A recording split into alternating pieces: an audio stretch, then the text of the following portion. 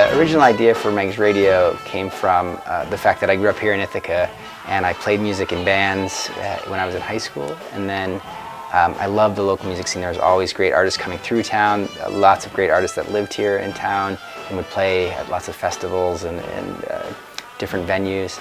And so when I went off to college, I wasn't able to sort of discover that easily. So Meg's Radio is a local music recommendation system that we've been developing at Ithaca College over the last couple of years. And the idea is it's similar to Pandora, but it mixes in music by local artists in the stream of music so that people can sort of become familiar with and then maybe start to enjoy local music.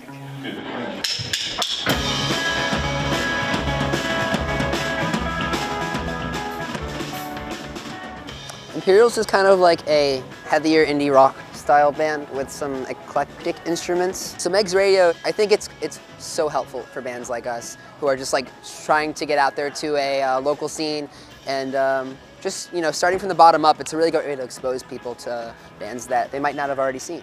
Meg's Radio sort of levels the playing field where the local music can sit right next to popular, well-known music. If you're listening to music on a streaming radio station style player, then what comes up and is curated for you based on your preferences and your likes pulls from something that isn't controlled by the industry, it's controlled by the local musicians.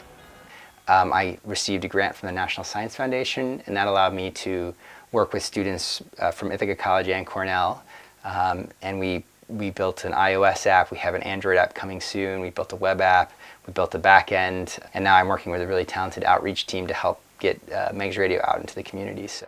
And Doug is super passionate about getting these local artists out there and getting them heard by the public in the area. Let's not force it, a mighty morphine. Yeah, I know what I'm saying. I'm not two things, I'm not three things, no, I'm not four things. I am more things than I'm reporting. Let's not force it, a mighty morphine. He goes out of his way to make sure that people know they can hear local artists, and that's why he started Meg's Radio. He wanted to make sure that people could hear the things he was passionate about.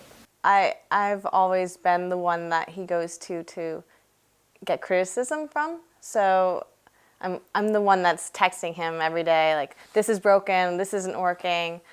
Sometimes I might spend a little too much time on Meg's Radio, and so it's named after my wife because I want her to know that I do it for her and for our family and our community.